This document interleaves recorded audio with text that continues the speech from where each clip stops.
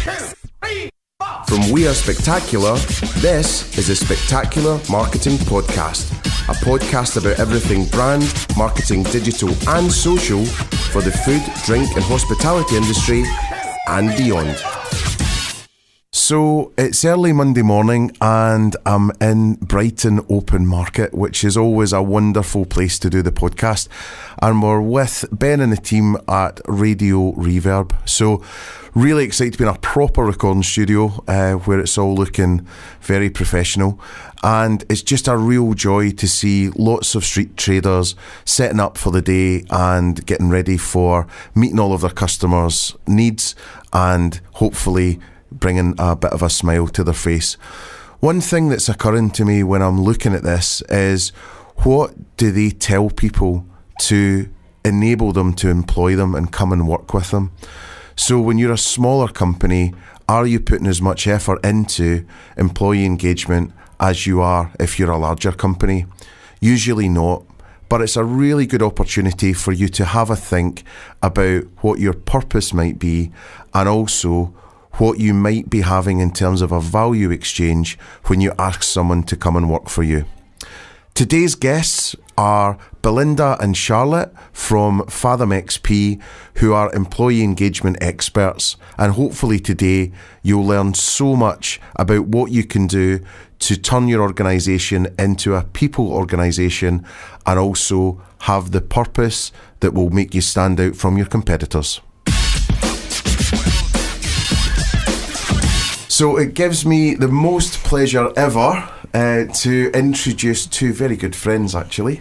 The amazing Charlotte and the incredible Belinda from Fathom XP. Hi, Mark. Hello. Are you all right? Very good. Yeah. Early Monday morning? Yeah. Ish?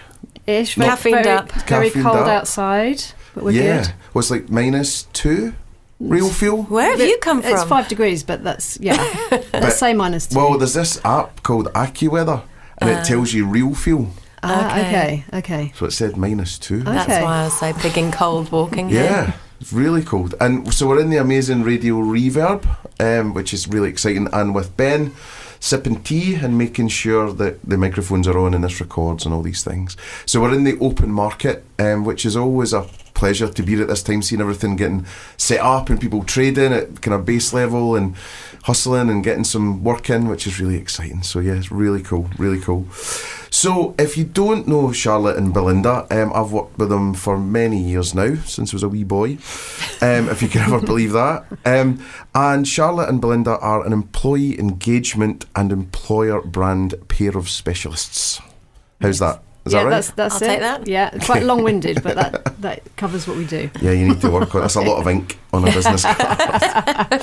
So Charlotte, who sounds like this, hello, is the creative director, so the one that's good at the drawing. Yeah, the good and at the pictures and the colouring in. Yeah. And the ideas and bringing things to life and all these wonderful things.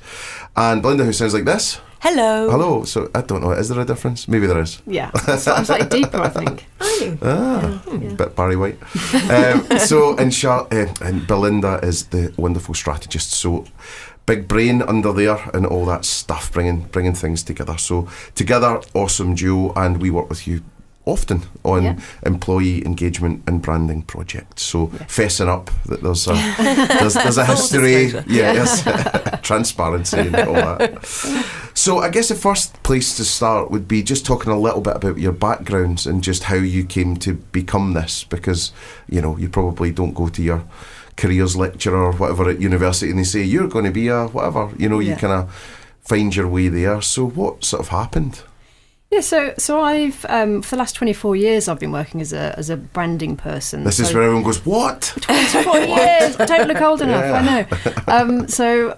I started as a designer, moved into brand strategy, worked on a lot of food and drink clients as well as financial services and entertainment for those years.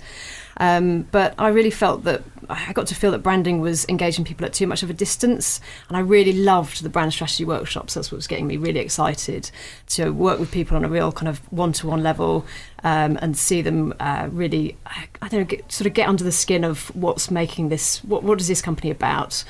So I really sort of started to move into employee engagement and culture, and I took my first job in that area in a company called People Brands, which is now called Art Gym, about 11 years ago.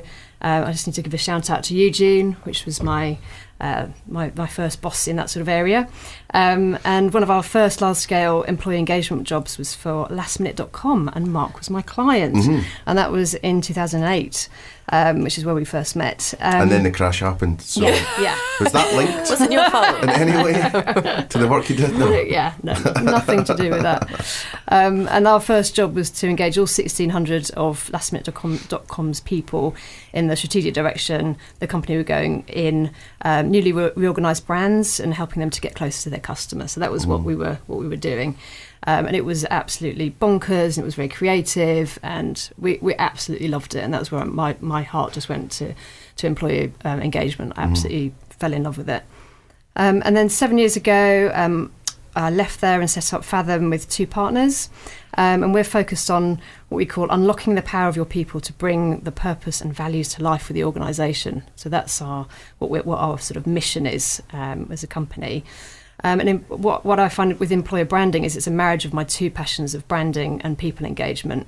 And I'm really excited about bringing the B2B and B2C strategy thinking into employer brand, which is sort of often seen as a poor cousin to consumer brand.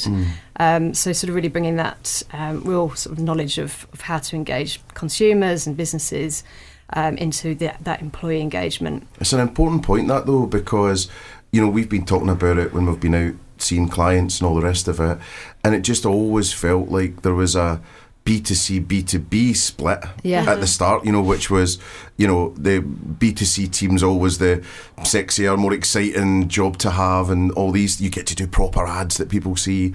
And then B2B always felt like it was, sort of the B team, if you like, in terms of who's in it, what they're doing, the marketing that they do. It has to be all in greys and blues and corporate and all that.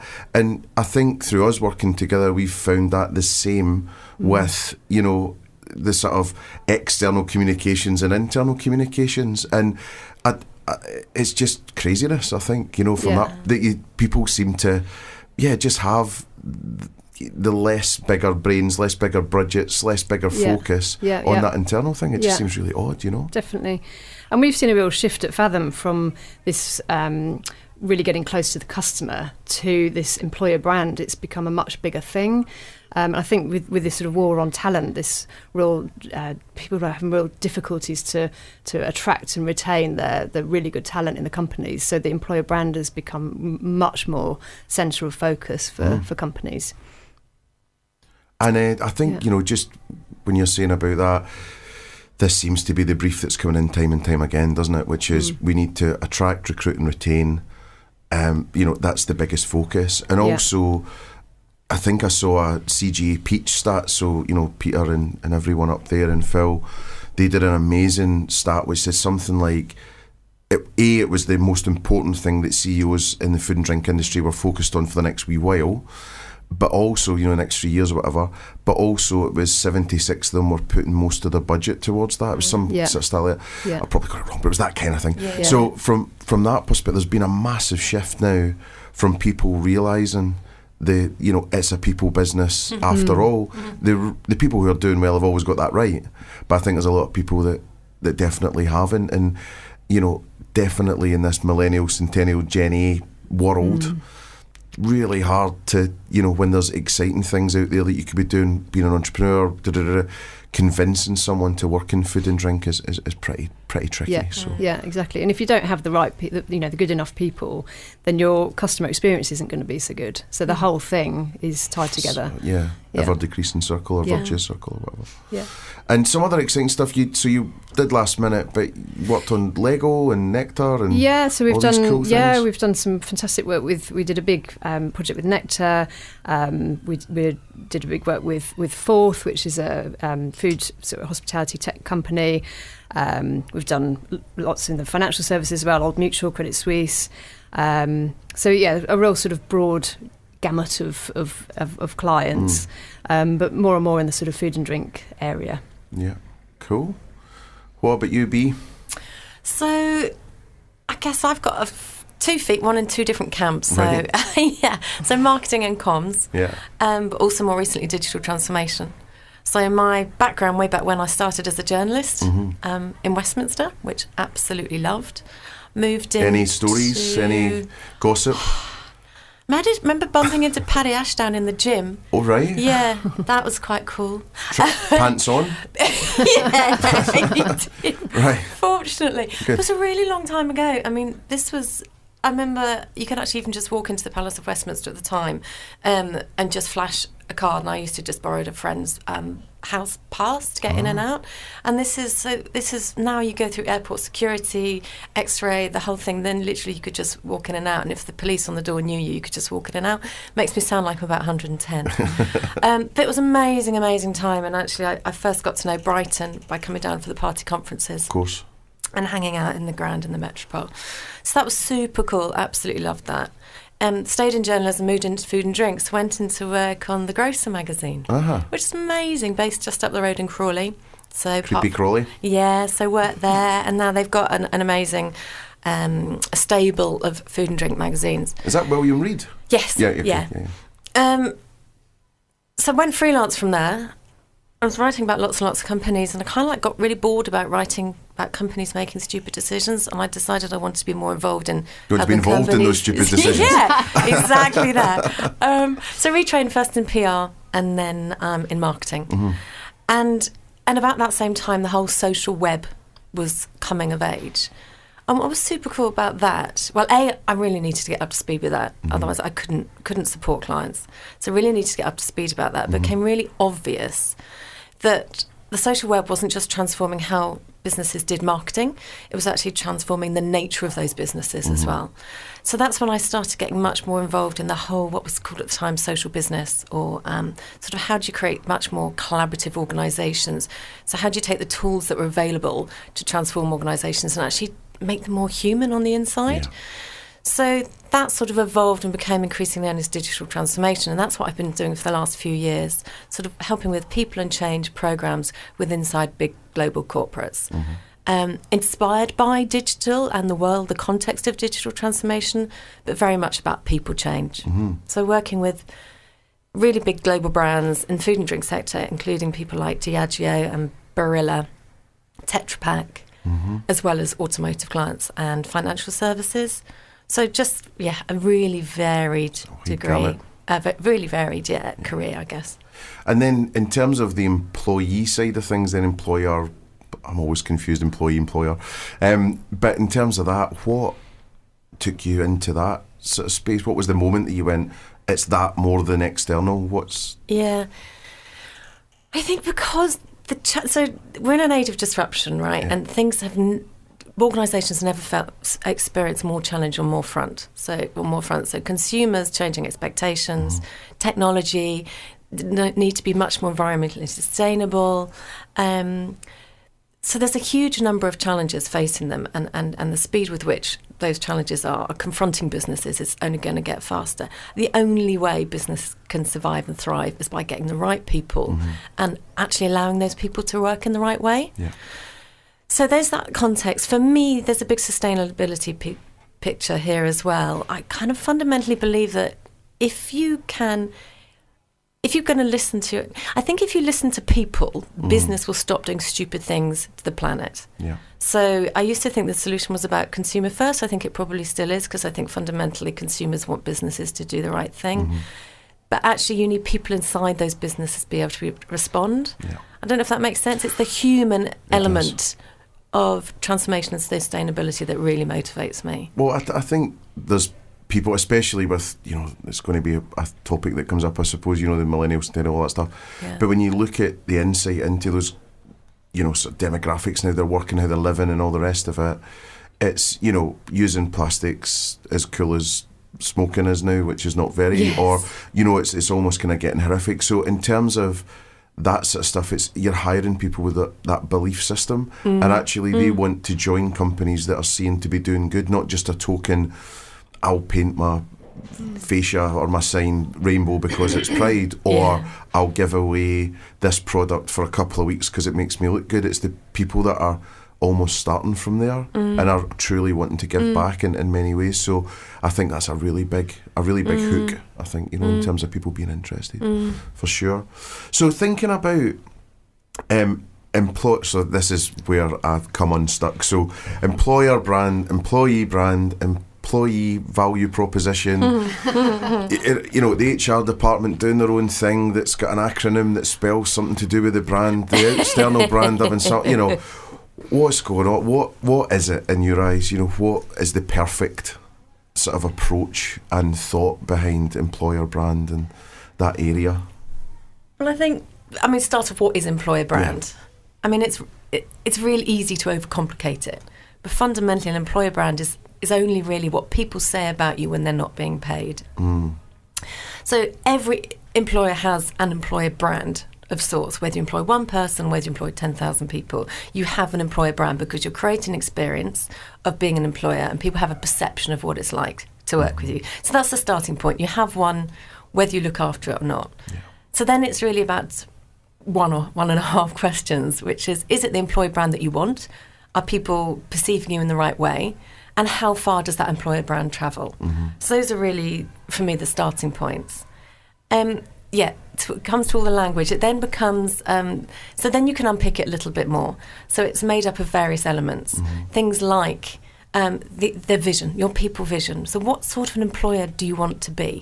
Where is it that you want your people to be taking you as an organisation? So that'd be your vision. Then you've got this wonderful thing called an employer value proposition. All that really is your people deal. So what is it that you're offering the people that come to work for you as an overall proposition, and what are you asking them of them in return? And then the third element of an employer brand is tone and feel. So it's more like the articulation, the expression of your personality. How do you show up in the world? How do you talk about yourself? And what are the sort of pictures that you paint around yourself that people can pick up and run with? Yeah. And then I think, you know, when we've been approached about these projects, it was making my head hurt a bit with just all the difference in language and all the rest of it. And I think as a sort of brand marketer, my want, if you like, was to just try and simplify the whole thing, because I guess the way I'd been trained up by the, you know, amazing Robert Bean was it was an inside out thing anyway.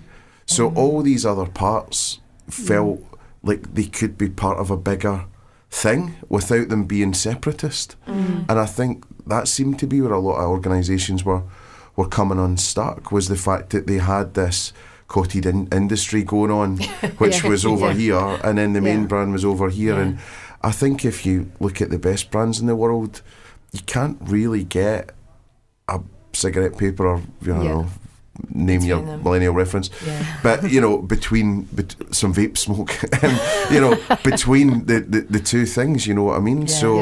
That was, I think that once I started talking to you guys, you know, I think that gave you an edge because you seem to see it that way too. Yeah, whereas, it's very much two sides of the same coin. So you've got your consumer brand, and then you've got your employer brand, and in the middle of that, you've still got your vision and your values and all those things which reflect both ways. So you don't have a different value system for your employee brand to your consumer brand. It's that's the core of your company, and then you've got the external representation of that with your consumer brand, and you've got your internal representation of that. And I think, you know, you do have your customer value propositions and your employer brand propositions, and they do have to they have to align, but they can be different. But as long as you've got the kind of core elements there, absolutely solid.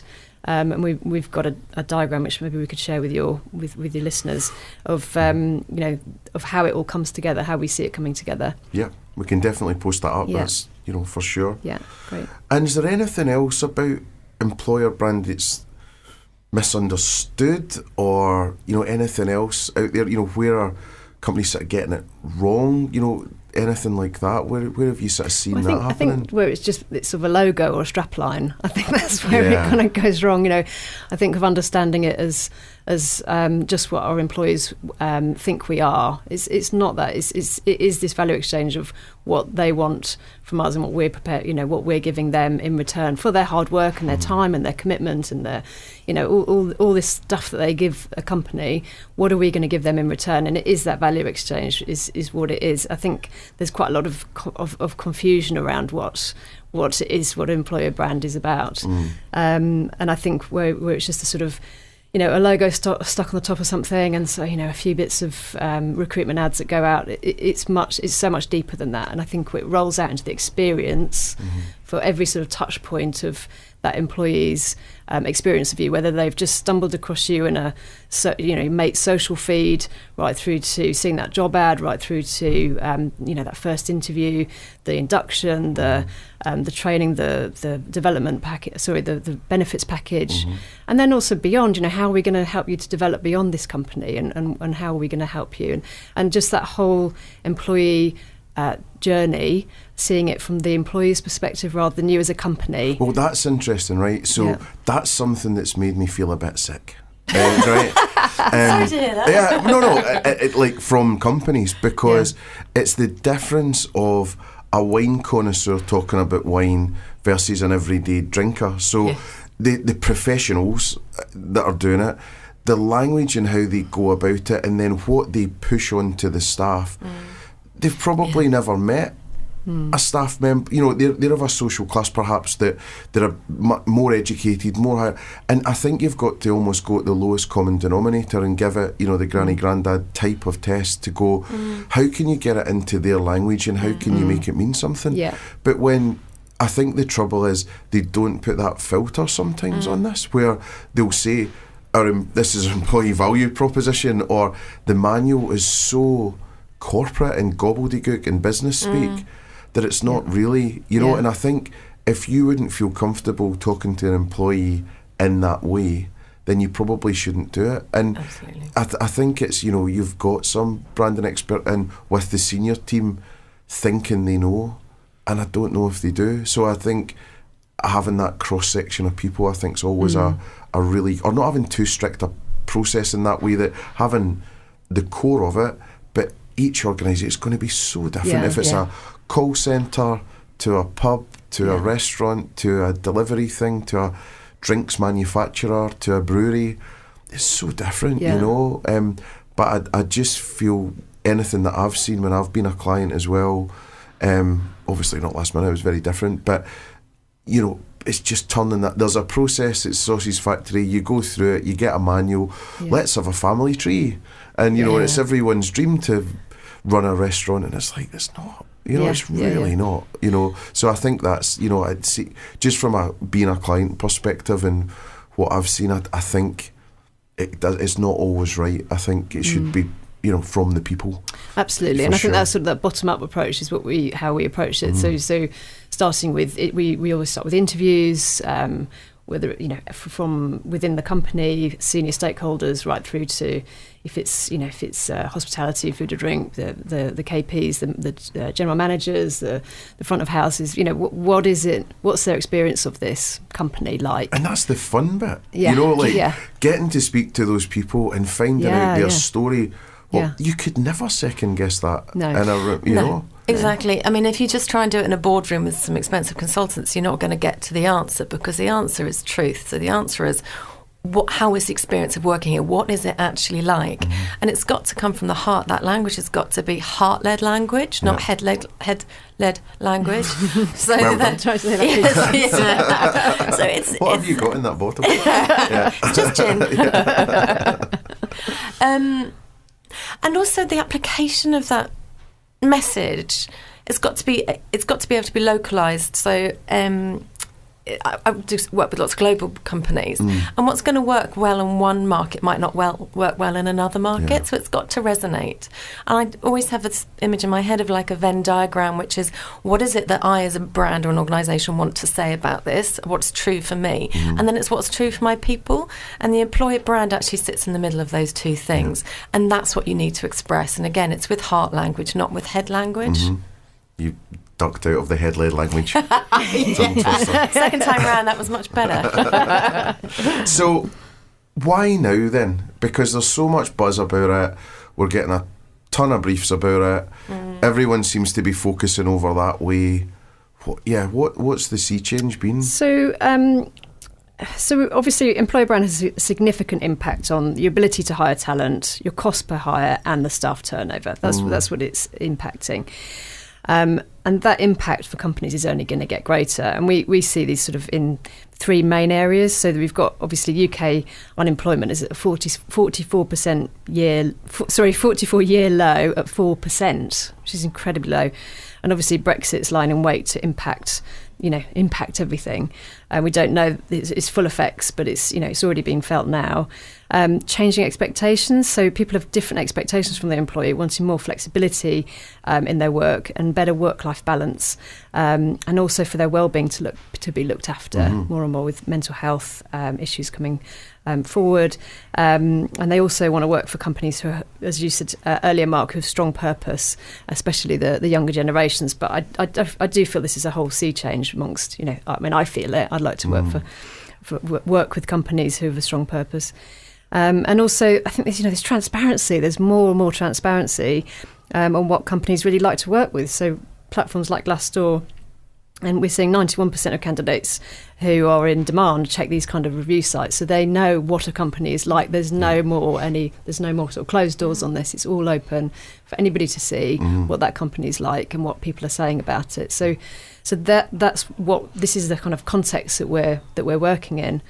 And it is a global context as well. Yeah. So just thinking of some of the big corporates I'm working with and some of the things that I'm hearing from them around sort of best digital talent. How can big food and drink global companies hire the very best digital talent when they've got Google and Facebook on their doorstep? And in terms of regional marketing roles, I know a number of big brands are really struggling to get the best talent into these regional marketing roles because it's a global jobs market. So if a regional marketing role is sort of seen as just distributing content from the centre, that's just not a cool, exciting job. So how do you recruit talent into those roles? And another challenge I'm seeing with big manufacturing is around innovation. So the need to innovate, to survive, to create new solutions to consumer challenges. But people don't necessarily see these big, established, maybe very old manufacturing businesses as cool, exciting places to go. They are doing some really cool stuff in innovation, but because they're not known for it, they're really struggling to get the talent in. So yeah, we see it on the high street in terms of pubs struggling to recruit, but also that sort of much more global manufacturing end of food and drink. It's the same challenge. Yeah, I think going back to what Charlotte said as well, just to draw it out, that purpose thing just seems like the gold, the sort of vapour, whatever it is. And I think it's to anyone listening, have they truly got a purpose? Because most companies' purpose is to make money and make more money than last year. But can you have a subset or a beside or even above that?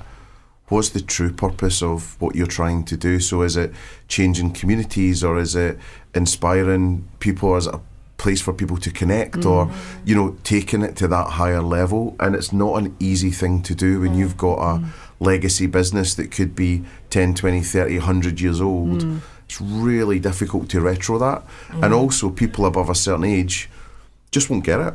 Yeah.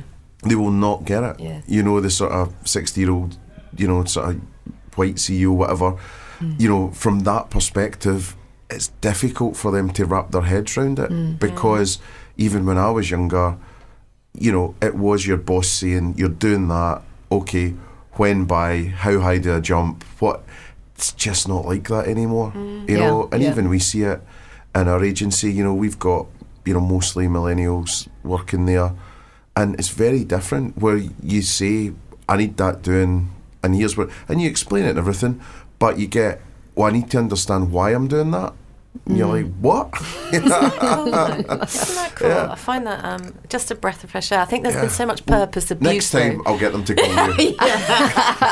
We'll sit down for coffee. But I think there's been a lot of purpose abuse. Yeah. As you said, the people that don't get it just going, oh, well, it must be this, therefore let's slap that on posters and stick them over the wall, all over the walls. But that's just shooting yourself in the foot. I think it's fine to want to make money. That's why businesses survive. But you also do need to know why, as an organisation, the world is a better place with you in it. Because if you don't, you're going to really struggle to stick around for too long. Well, I think then it becomes a transactional relationship rather than an emotional one for the employee. And, looking at Apple stores or record shops when I used to work in them years ago, and all the rest of it, you didn't do it for, sure, the money paid the bills, but you knew you could get money working somewhere else and somewhere else and somewhere else. But you stayed there because there was something else that was kind of in the air that, it was cool to work there, or it was fun, you were proud to work, whichever it was. Yeah. But I can't imagine, Apple Store people are paid better than going and get a job in an investment bank or whatever it is, even at a lower level. So, and there's people who have given up everything to then, be a taxi driver, or because that gives them flexibility or whatever it is.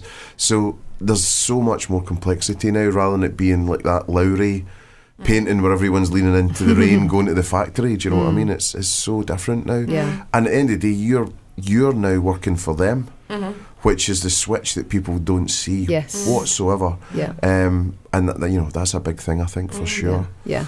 The other thing I was thinking about was, when it's in a company, how leader-led is it? Because people leave, people get fired, people do, it feels like there's got to be some champion of some sort of nature, senior nature, that's doing this. So what do you think about that? What have you found? Yeah. Sorry. I think we've both got a perspective on it. Employer brand is driven by the experience that you create as much as how you talk about yourself. So, of course, it changes over time as people's experience changes of you. And that change can be subtle or dramatic. Yeah. So I think the business leader, play a massive role in that. And I think the strongest people-orientated businesses are those where business leaders really invest. They're really strong advocates of who we are as an organisation, why we want you to come and join us, and how we make that a reality day by day. Yeah. So I think that the nature of the leadership of a business really helps to define the employer brand. But the employer brand can change slowly or quickly. Yeah. So I think it is embedded in the leaders. I think it's difficult to have a really robust employer brand if your business leaders aren't really behind it. Yeah. But at the same time, it's not going to shift just because you shift from one leader to the other. There's a whole range of other influencing factors that can impact your employer brand.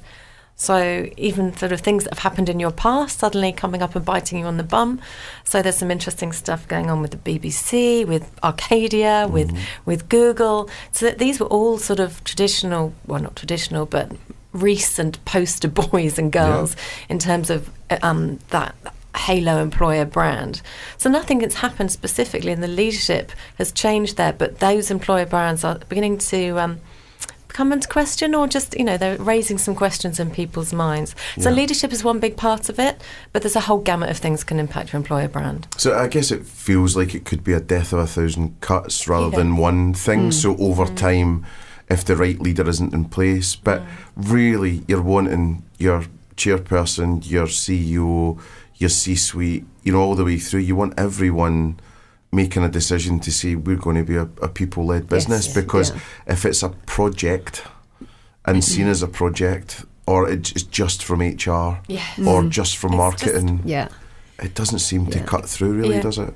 If it's done properly, it will have an impact on operations and the way the benefits are packaged, and it could even impact pay. Because it's bottom up, and you decide on, what are the motivations of your people. What should your employer brand be like, then the implications of it are quite broad, and we do need to have pretty senior stakeholders involved to make sure that those, if it's not just a logo and a strapline stuck on something, if it's actually meaningful and it's actually going to make some change and difference and recruit, attract the right people and retain them, then the implications of it are quite far-reaching. So I think for it just to be a sort of HR initiative, it's not going to work, and we typically see marketing and HR working together, so that it obviously it reflects on the external brand. The internal communication is really, really clear, so people understand what it is and what they've got to do as a result of it, or how that's going to come to life. But definitely having that senior stakeholder sort of sponsorship is super important. I think what's interesting as well is, maybe looking to triangulate that a bit in terms of really it's ops and food and drink. Ops really own the people.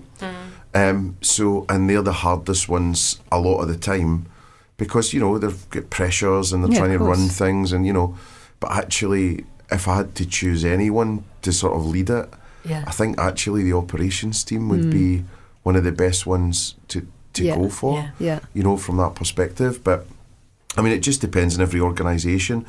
And then whose responsibility is it sort of ongoing? Does it sit one place? Is it committee? It does tend to be this sort of, this sort of HR marketing responsibility going forward. Like you say, operations, when we're rolling it out, operations is super important in terms of making sure all that's going to work. And Pepsi Cola took it one step further, and they actually created a new employer brand function, and they brought HR talent into their marketing team to make that come to life. So have you got some? Yeah, I've seen it. It's interesting. I keep talking to people who are approaching it in a similar but slightly different way. So there's lots of movement around this. I think there's definitely an acknowledgement that the fact that you have an employer brand and a consumer brand operating as two distinct things just reflects the fact that organisations are siloed. So the fact that you've got these two distinct things when they should be one is because marketing and HR don't talk to each other. Now that's clearly bonkers. So the way that you build those bridges and resolve that is going to be different in different organisations. It's a bit of an evolution, but I think that sense of joint ownership has got to be real. But I really agree with what you say in terms of I'm not going to try and say operationalising because it's far too hard. But it's actually it's how it manifests on the shop floor, or in the front of house, or in the pub, or in the restaurant, or whatever it is. And that's all down to people managers, line managers, general managers.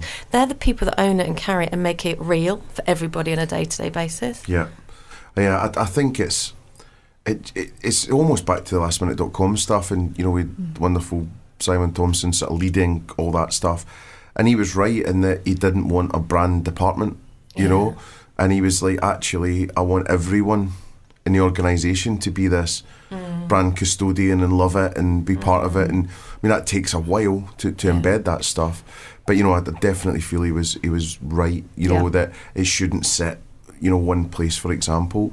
And just on the marketing and HR not talking to each other, even if they say they do, they're doing it to get their projects approved by the other, pretty much. Because a lot of the time, maybe you've got an exec board or whatever it is, and all you're doing is you're showing your stuff to get the nod that it's okay. And that's as much as it is, but rarely I'm seeing is them coming together to say, how can we be a people-centric organisation, or can we do something?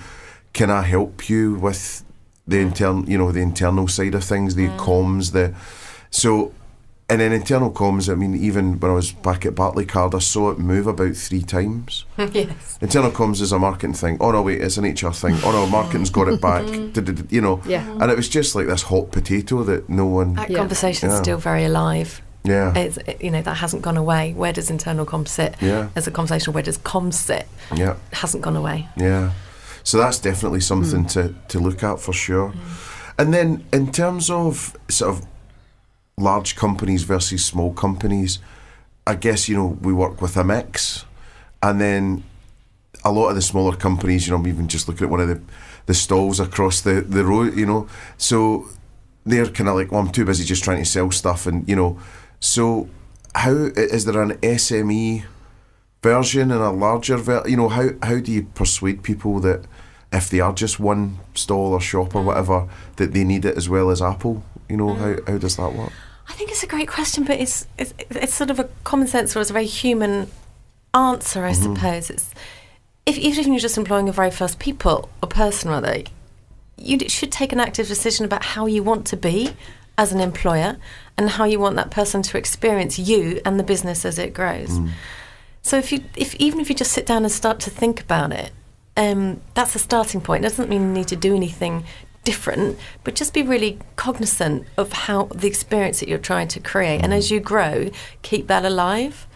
So if you're listening to this and you haven't thought about it, maybe just note down what you think the key characteristics of you as an employer are, and then maybe ask some of your colleagues to do the same thing. And if you compare them when they're really, really different, well, if you're having different perspectives on that, then the people who you're trying to recruit are definitely going to be having a different experience or a different perception of who you are.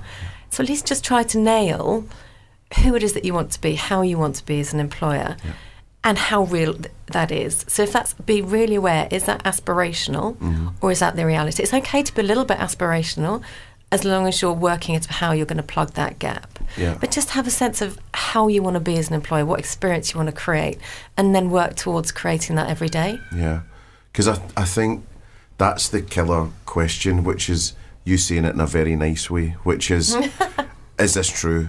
Is this actually really true in terms of what's happening?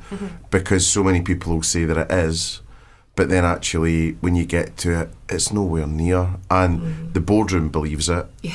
But that's because people under them are telling them it's so, but people are still leaving it a rate of knots. So really sitting down and saying, is that, and then going back to your point, which was finding out the truth from the people that work there, then that's definitely a big step for sure. That always happens. So what about then starting the process? So, auditing your current employer brand, in the start of the journey, what sort of questions should you be asking when you're looking at what you've got currently? So if I were to make it as simple as possible, I'd say probably start with 3 key questions. So what are you promising, and are you delivering on that? Do you understand and are you meeting your people's aspirations and motivations? If people join you, do you know why? And are you meeting those? So that's more to do with experience. And then there's something about, are you showing up consistently every time you as an employer bump into your current employees, maybe your alumni or in your prospective employers? Are you showing up consistently? So those are the 3 questions. So are you promising and are you delivering? I think, again, that's about truthfulness, having a really clear understanding of who you are. If you're a pub company, for example, and you go out with a brand message or recruitment campaign or whatever it is, talking about fun, good times, and which it is, but if you forget to mention the fact that it's really fucking hard work, then you're setting yourself up to fail. So that would be the first one, just making sure that you know what you're promising and you're making sure you deliver on it. Then there's something to do with understanding the motivations of your people. So, making sure that when they join, if they're joining you because you're promising them a great career or great training development opportunities, make sure that you are. And lastly, the consistency one. Again, if you're not consistent, if you're saying one thing in one place, or if your consumer brand or your consumer messages are at odds with your employer messages, you're not going to get away with that. Those inconsistencies in an age of transparency are just going to be punished massively, both by your consumers and by your potential employees. So those would be the 3 key things to start with. And then in terms of like the old material and the employee journey and all that sort of thing, what do you sort of look at there, when you're starting out with a client? I mean, do you sort of look through the whole journey? Do you try and go through it? Are you getting into the kitchens and frying some fish at the pub? Absolutely. I mean, I think it for us it all starts there. That's how we have to understand the whole journey, the whole experience. And when we interview people, we can be quite random with our interviews actually, and you'll always find people that have just joined, people that have been there 20 years. You just sort of turn up and you do get a really good cross mix of people. And then starting really bottom up. What's it like here? What's it like working here? Why did you join?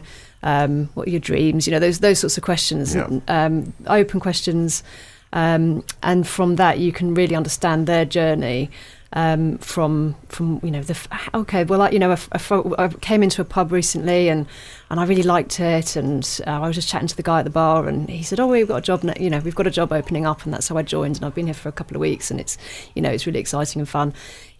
Those sorts of that sort of information is really valuable to understand how people heard about the company, and that's the truth. That's all the truth all the way through that journey. There's nothing imposed on from what the company thinks it is. It's absolutely bottom up truth.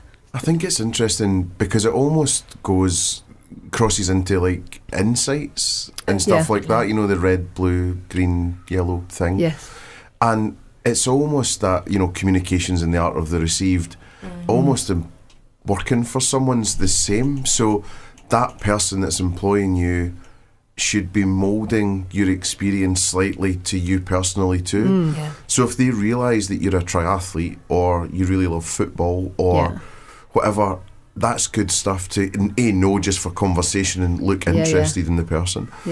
But also they could work their job around their commitments, and I think I had one of the best bosses in the world a while ago, Matt Hart at lastminute.com, and Matt was amazing. And he was just like, look, I don't need you to be in the office. And this was way back. I mean, I'm talking 2004 or something like that. And he said, look, as long as you're doing what I need you to do and what other people are asking of you, I don't care where you are. And I don't care when you get it done. So actually, as long as you're, go to your meetings or whatever it is. And I just thought that was quite visionary back then. But for a lot of people, if it is more office-based or it's flexible shifts or how could you actually tailor it around that person, and how could you try and fit your experience? Because I think so many organisations are just zeros and ones, and it's either you fit around me or... They can't afford to be like that anymore. That's the thing. Things are changing so much. And, the last set of interviews we did...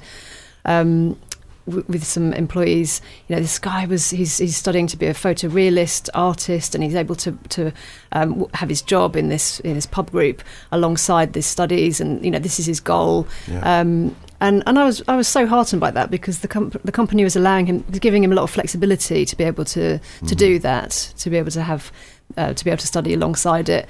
And he sort of said, he indicated that that's his dream. If it doesn't work out straight away, then he really loves the company he's working for, and he could continue for a little bit longer. And that little bit longer is really important. I think if you're, for an employer brand to be really meet the needs and motivations of its people really well, then that little bit longer makes a huge difference in terms of the bottom line for a company. And I think it is really listening to, really understanding, really being flexible around people's needs makes an enormous difference to the people and to your bottom line.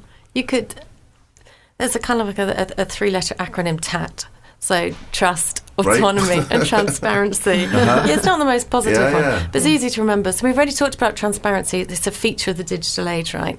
But in terms of creating very human-centric organisations that people want to stay in, not necessarily forever, because that's not the nature of the world, but they want to stay in a little bit longer, and they want to advocate for, and they may well return to in the future. So autonomy, just giving people the sense that they're contributing, they're having an impact, and trust, as you've just described. You don't need to be in that instance. You don't need to be here, because I know that you're going to be doing the work, and you're going to be doing the work in the best possible way. So also with the trust thing. So as you were just describing, Charlotte, so I think trust, autonomy, and transparency are massively important. And I can imagine if I'm sitting listening to this thinking, well, that's okay if I'm a small business and only employ 20 people. It is scalable. It's scalable if you employ the right people in line management roles, management roles, because they're the people that make this real on a day-to-day basis. Yeah. And what about home workers and virtual workers and things like that? How do you keep them engaged if they're not coming into the office every day? Or It's such a great question. I've been to so many events recently on conferences around internal comms and employee engagement, and the question that's always on the board is, how do you engage remote workers? Now, remote workers could be everybody from, I've worked with train companies in the past, and train drivers, they're remote workers, right? They're not sitting in front of a desk. How do you engage them? Or it can be remote workers because you're working from home. I don't have a magic bullet. My starting point would be to go back to purpose. Yep. Having a really clear sense of who you are as an organisation and why the world is a better place with you in it. Having really clear values about the things that are important to you, and I don't just mean the bullshit values that everybody has on the wall about trust and integrity and all the stuff that doesn't actually so I'm talking about distinctive values, things that make you distinctive. And then recruiting people that are really in line with those values. That's a really good starting point. Yeah. And then keeping the conversation alive, so making sure that people feel involved, they feel listened to, they feel cared for. It sounds easy, doesn't it, when you say it quickly? It's not. Yeah. Well, we've had some funny examples as well, which was we were sort of working with a financial institution, and something actually the people were asking for that were remote workers was things like just mugs and tea towels and things like this that they were happy to have in their kitchen and drink from as their day. And I remember, at BT as well, there was one lady, and she, to end her working day, this was about her kind of being able to switch off, because also with the mental side of things and working too hard and burnout, and you want to, if your home is your office and you might not be lucky enough to have an extra room or whatever, you might be doing it from your dining room table, and if that Pavlovian thing of, that means work, then it can kind of create you want that clear delineation sometimes. And this lady was brilliant. She used to walk out the back door with all her work gear in a bag and everything, and then she'd do a walk round the block and then open her front door, and this was like her ritual to then say, I'm kind of done. Yeah. But you would never figure out those things without talking to people. No, and exactly. And then actually talking to a few more people, they were saying, the laptop, this glow like Stranger Things, just sort of sits in the corner. I just leave it on, and I might have another wee check as I'm after dinner, and it's not healthy, so it's actually quite hard to be able to delineate between work and home, but also keep people engaged enough as well without invading their personal space, I suppose. I think that's a really good point in terms of getting those sorts of insights, how you go about getting those sorts of insights. So a traditional way to tackle employee engagement or employer brand is through the annual engagement survey. That's just so limited. It will give you some information. It's not enough, is it? But it doesn't give you anywhere close to actually understanding the emotional drivers and needs of people and how you tap into those.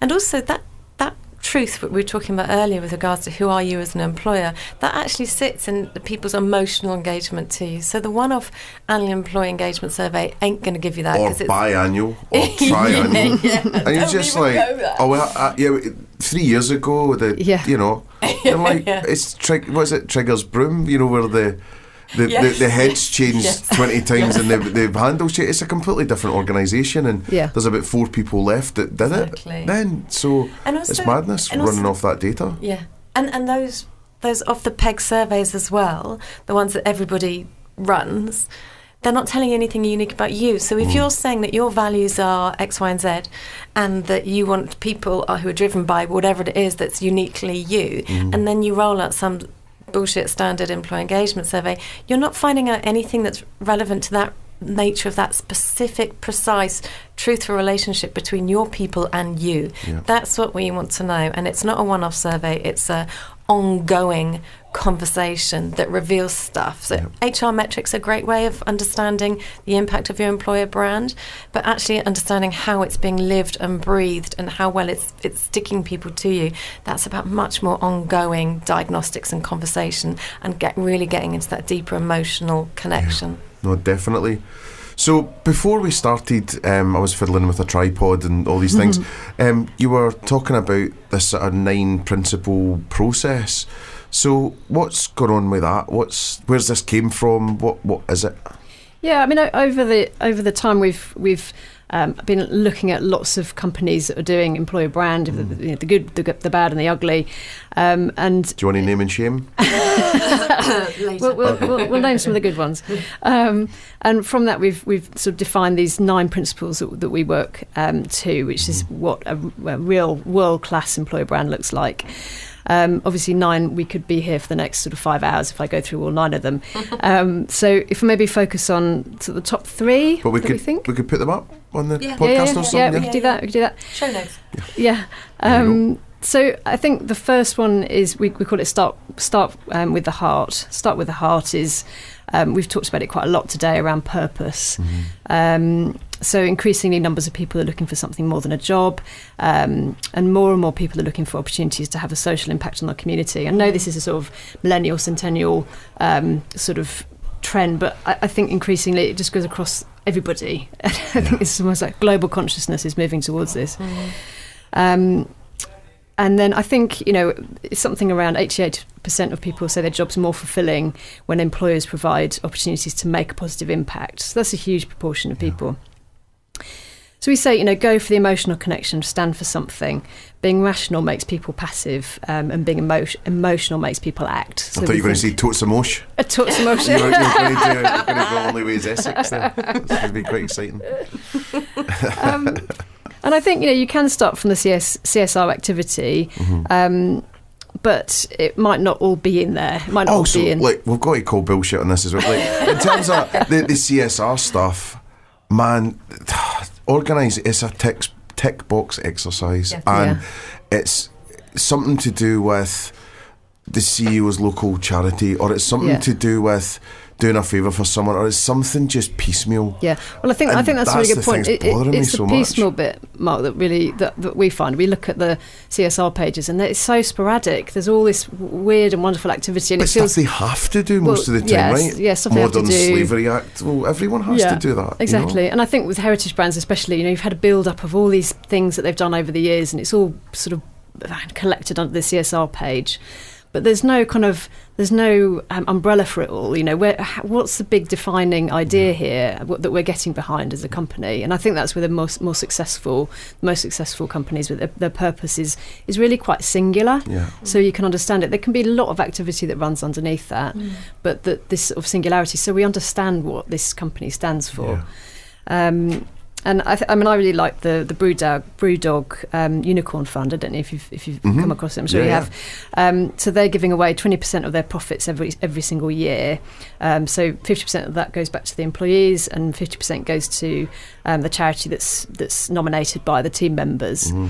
And the thing is, with the industry that we're in as well, just so many haters for BrewDog, which I don't think there should be. I mean, the team there, and the 2 guys leading it and whatever, and they've just done astonishingly well. And I think it's a bit of jealousy or a bit of and I think people need to stop that sniping and just go actually turn it its head and say, right, well, what was the formula for success there? They were anti something, changed it, but the whole ethos of and they're winning at people dying to work there, chopping off limbs to work there. You've got to learn some stuff from these guys. and I think originally it was just that's a cool place to work, but then I think in the last couple of years they've flipped that over into here's the value exchange, whatever. Here truly is what we're going to do differently. And then they've just set out their blueprint for BrewDog, for the next 10 years, saying both business and employee and everything, everything about BrewDog, here it is, and they've selflessly given that up to share it, which other people will be nicking from left, right and centre, I would have hoped, But I just think they're putting their money where their mouth is, and people will be like, well, when that goes to the employees, it's not that much, and it doesn't matter, they're doing something more than you are, which I think's great. Exactly. And I think they had paternity leave for if you got a new puppy. Oh yes, which was just quite fun. It's just kind of on brand, and everybody's like, oh, it's a gimmick, and who cares? They're just doing something more than you are. They're being talked about. As I said earlier, I think there is a lot of purpose abuse out there. I'm really interested in what I'm either loath to say it, talking about Unilever, because obviously they're going to see you. Loath to talk about you, Mark. Always loath Thanks to talk for about that. you. I'm loath to talk about it because obviously Unilever and P&G are kind of like the inventors of modern marketing, right? So it just feels a bit lazy to go, oh, and look, Unilever's really good at the whole employer brand thing too. So park that for one side. But I am interested in watching the fact that they talk about purpose power. So they've made sustainability the business strategy. It's not a bolt-on, it's the business strategy. Now, we're sitting in the open market, there's some really cool stuff here, right, in terms of packaging and plastic-free and all of that. Where's Unilever is on that? It's an interesting question. But that said, they put purpose at the heart of everything they do as a business, and purpose power is a key part of their employer value proposition. Now, they say that's what's made them number one employer of choice in something like 50% of the markets they operate in. That's massive. I think they're in sort of 80 odd markets or something like that. And if they are the employer of choice in half of them, they're doing something right. Sure. So purpose, it's a big deal, knowing who you are and why you matter in the world. And, and as you say, people will say, well, they've got so much budget and all, but they've just put some thought to it. I mean, they could easily be a huge organisation and have done it badly, but they seem to be doing that incredibly well. And probably you're spending the money anyway, but it's just disparate. Yeah. It's about sort of pulling it together. So that's what we're calling it. Start with the heart. Yeah. Next one, get over yourself. So again, we've talked about this quite a lot. It's a bit rude, isn't it? Aggressive. Really? Get over yourself. Yeah. So this, I mean, we've talked about this a bit earlier, but it's about it's really fundamental to our process. So looking at the employee experience from their perspective, not yours. So we keep seeing these employer journeys, but it's like make sure you've got the benefits package set up. It's like that. It's looking at the employer journey from the company's perspective rather than the employee's perspective. So it's really sort of turning it on its head. And embracing everybody's opinions, including publicly, listening to what your employees are saying, what their deeper motivations are for working with you, and understanding if these motivations are being met. And we undertake deep research to uncover the rational and emotional, as Bea was saying earlier, motivations of the people, to build a picture of why they join, stay and leave, which is just so important for us. I think one of the big things on that as well is saying there's one employee journey. Yeah. You could have 1 to 1,000 individuals, 2,000, 20,000 individual people. Yeah. Surely there should be more than one journey. Yeah, exactly. And everything seems to go one route or a derivative of the same route. Yeah. We want you to get to the top of the tree. Yeah. Well, maybe they don't want that. Yeah. Yeah. I think that's absolutely right. It's kind of like marketeers have woken up to fragmentation in consumer markets and need for not just mass segments, but actual personalisation on a very individual level. And I'm not sure employer branding people have quite woken up to that yet. So that's another good conversation to have between marketing and HR. Because it's I just always thought of it as a sat-nav thing. It's like you punch it in and you're going where the sat-nav take. Maybe you want the scenic route, maybe you want to go B roads, whatever. And everyone's even more individual than ever. That just feels weird that you've got one way and that's it. Yeah, definitely. Got the levelers playing in my head now. For anyone that remembers. I'm happy with that. Yeah. So the next piece of that is encouraging your people to review the company and respond, and you need to respond to those reviews, obviously. Yeah. So obviously we know there's a huge portion of job seekers looking at using social media during their job searches every month. And that's just increasing. So it's really necessary to maintain a winning social media presence. And also, not only do the reviews shed light into life within the office walls, but it can also offer valuable feedback on whether your employee value proposition is resonating with your employee base. So you can use it as a sort of test bed to see how well that's actually working. And we thought it was really interesting. Mark, you actually pointed this out, but Nando's took on the review sites and used their Glassdoor's reviews in their recruitment ads. So they had statements like... it was on the side of buses and whatnot. I was just wow. So they were like, they had statements like, just brilliant, with a huge focus on being true to yourself, and started here at 16, was offered great training to develop, thank you Nando's. So that was used in their advertising, which we thought was lovely, really. Super brief. Super transparent. Yeah.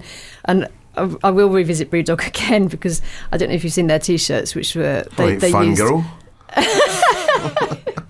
I love their T-shirts. I can't sort of get them out of their heads. So they use their slogans, really rude slogans from Twitter. Did you see their T-shirts? So, well, I saw them reading out rude Twitter statements as a video. James and Martin doing it. No, they put them on their staff T-shirts. So it was things like overpriced pish, fucking awful, what a company, complete hipster paradise.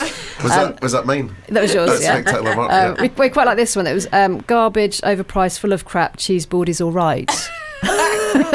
But that was on staff T-shirts, which I thought was quite a fun way to embrace it, sort of positive and negative feedback. Well, I saw them do it because it's almost like they do it on the James Corden show and Ellen, and they get celebrities to read out, what nasty things they've said about it. I think they even got Obama to do it, didn't they? Yeah. So that's they've grasped onto something really cool there. That's excellent. So that's really sort of getting over yourself and really, really kind of getting involved in that transparency.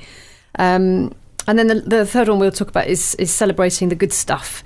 So really sort of celebrating and showcasing the success of your people is so important. So Pret, Mark, you've got experience in Pret, obviously having worked there for a number of years. Was a marketing manager? Head of marketing, yeah. Head of marketing, yeah. So what you'll know this better than I do, but in every shop they've got the mystery shopper visiting every week who's looking for people to give them, just to go that little bit extra. And if they do, then they get £1 extra for every hour they work for that week. And apparently 80% of shops get the bonus every week. Is that right? Possibly. HR didn't talk to marketing. So I think there was just so many good things going on. And what they encouraged there was managing by walking about, which is a good thing to do. Mm-hmm. So you would just not be in the office as much as possible and go out and see the shops and talk to the teams. And you would, first question you were sort of really asking them was, were they giving away enough free stuff and, all these kind of things. And then you always had reward cards on you. Mm. So a similar thing to Mystery Shopper, where if someone had done a really good job, there was like a wee scratchy card you could give to people when they would win like money or an iPad or whatever. Yeah.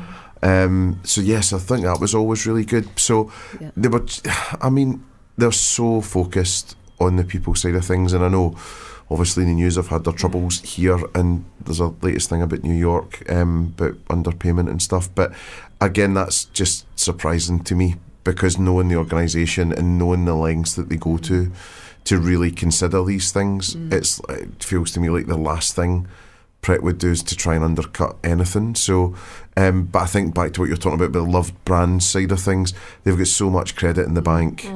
I don't think it's going to harm them longer term.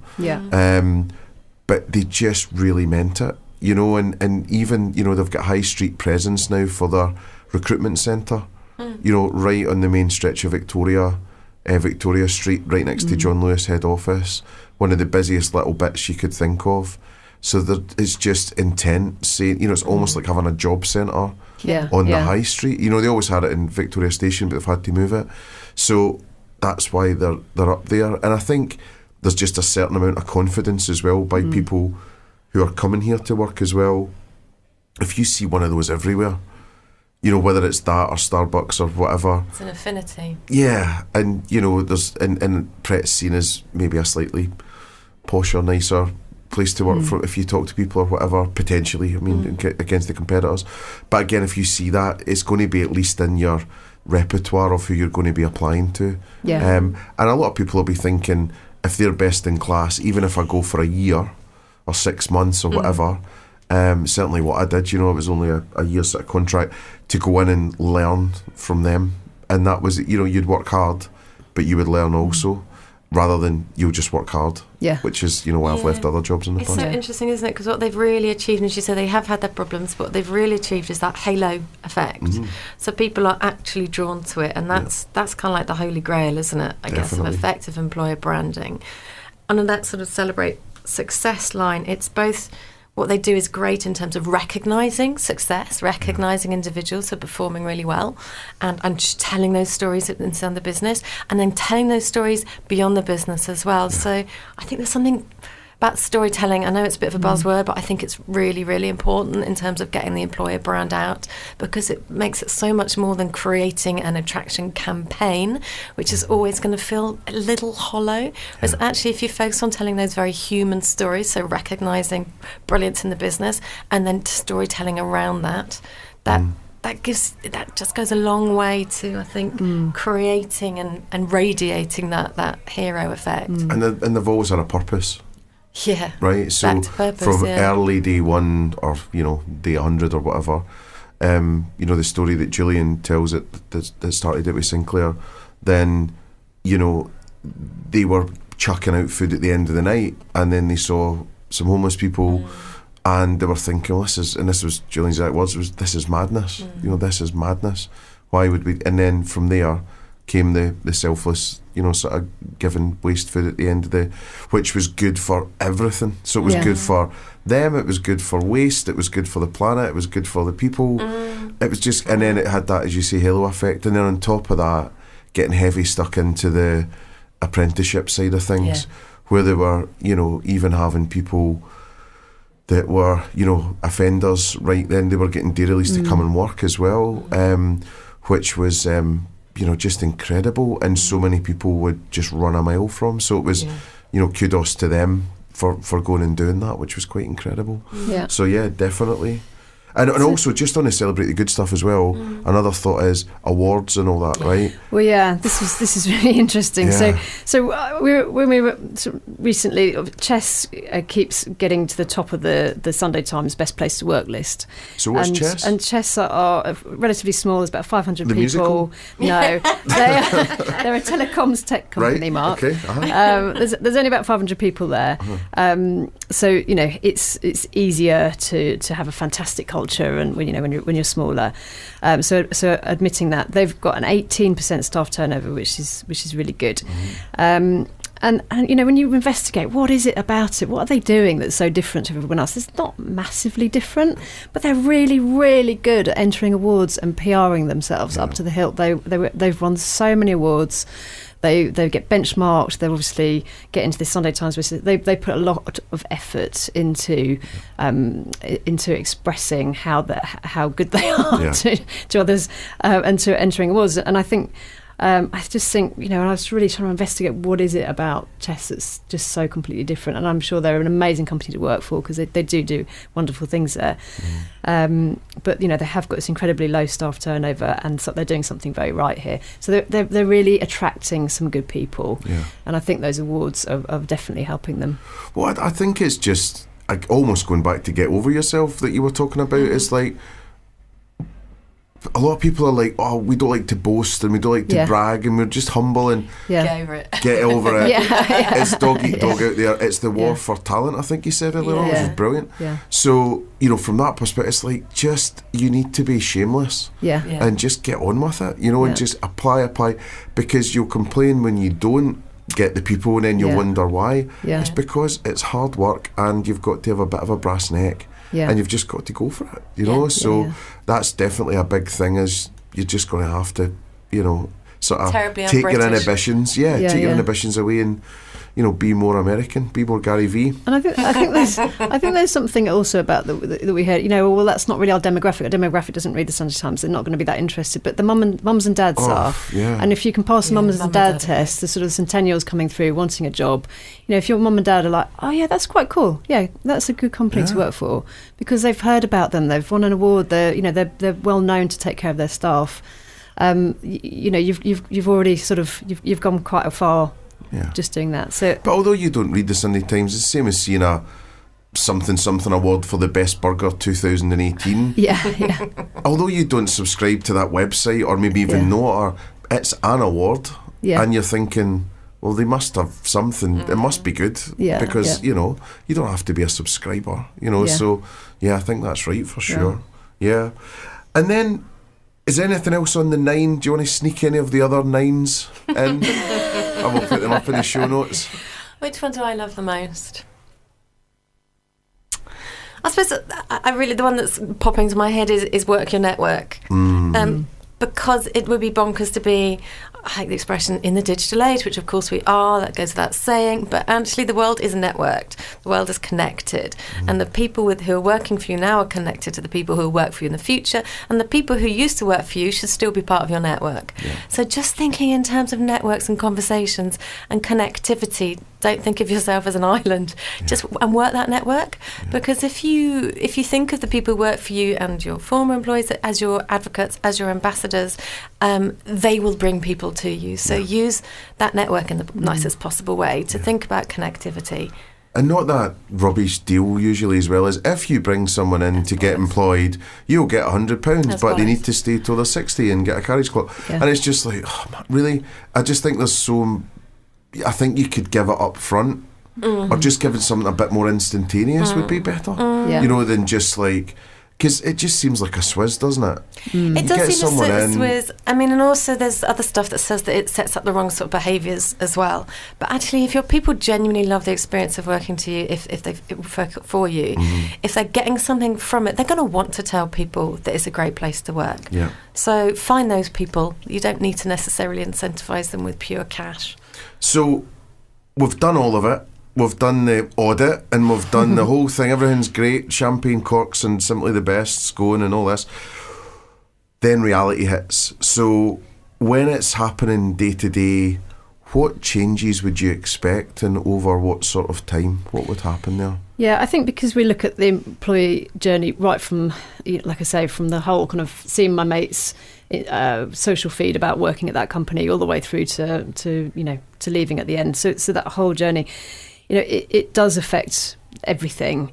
So that the employer brand obviously starts with a big motivating idea with messaging, look and feel, which brings this to life, obviously in a unique way, and the plan to roll it out, and the application needs to be considered across that whole journey.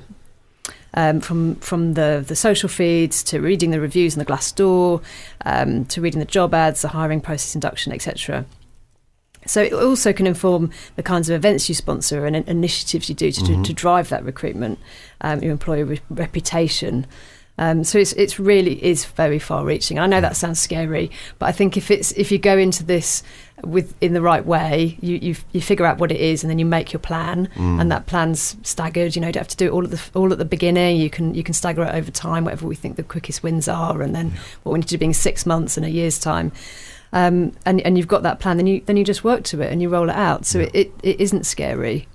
And what about measurement then?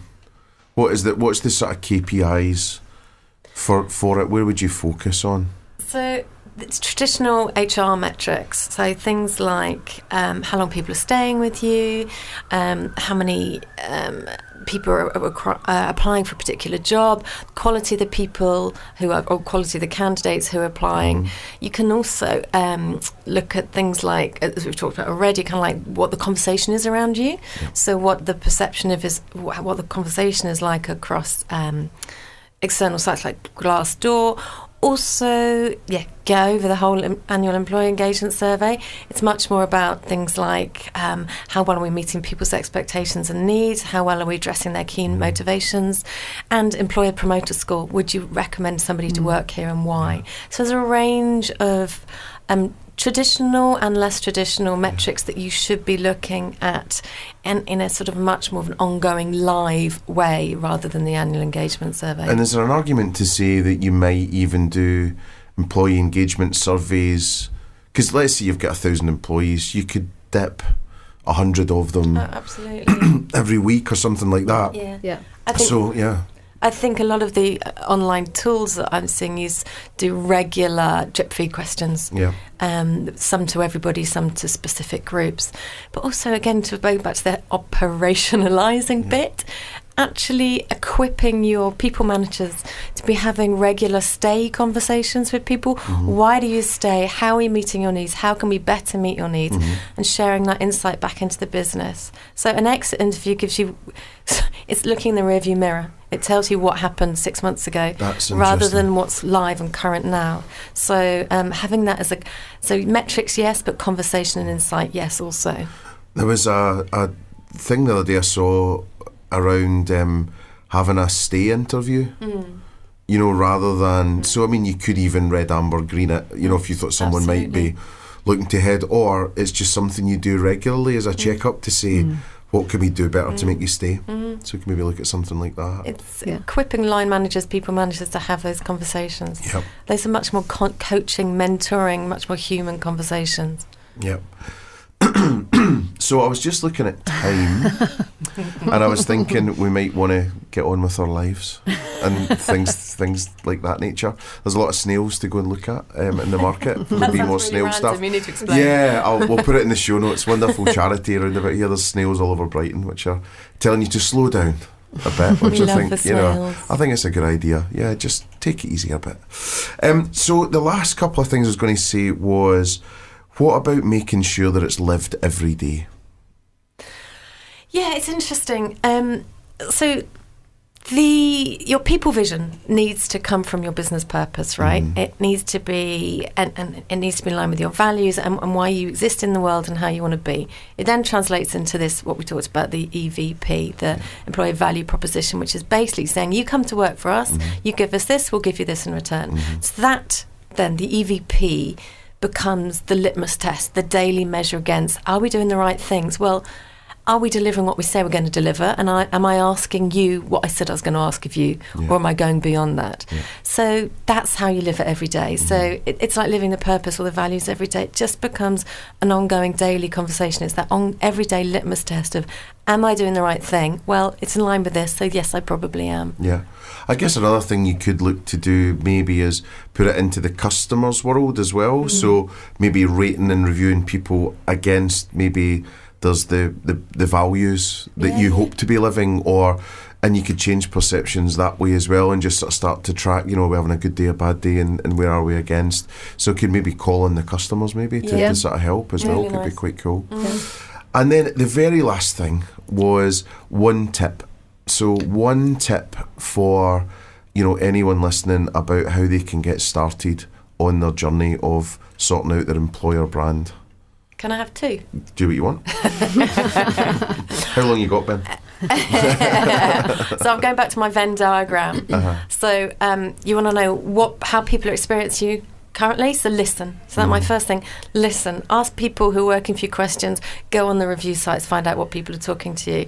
And then on the flip side, work out what it is that you think you're good for, good at, and the promise that what it is that you're offering people, and then think about how those two things meet up. I'm stealing your thunder. Go on, Charlotte, answer that. I think you've summed it up very nicely. Great. Okay. Well, I'm thinking we might wrap it up there. So can we go and play some chat. Ping pong, please? Yeah, there's a lot of ping pong action that no one can see, but there's a lot of ping pong action going on. So we'll have a go at that in the -5, -20 temperatures there is. So thanks so much for coming in and sharing your employee engagement experience. Hopefully, people will find it super helpful, and even if they just do the overlapping circles. For anyone that's Venn diagram confused, and then think about, you know, purpose and how people see you and really listening to people. I think that's a great tip. So brilliant. Thank you so much for coming in. It's been wonderful. Thank you, Mark. It's Thank been brilliant. you. Great. Cheers. Thank you so much to Charlotte Dewar and Belinda Gannaway of Fathom XP for coming in and sharing their incredible insights about what you can do to turn your organisation into a people-powered one and also a purpose-driven one. A huge thank you to everyone who's been listening to the Spectacular Marketing Podcast. What's been happening lately is just beyond belief, where we've been getting into the top 15 of the iTunes business charts, and also seeing some great views on YouTube and Spotify also. Thanks to everyone that shared, reviewed and subscribed, and also gives us constant feedback weekly about what they're loving about the podcast and also what they think we could do better. We really appreciate your feedback. Thanks so much also to Gaz, Gabby and Mihal for all of their hard work in putting the Spectacular podcast together. I'm Mark McCulloch and this was Spectacular.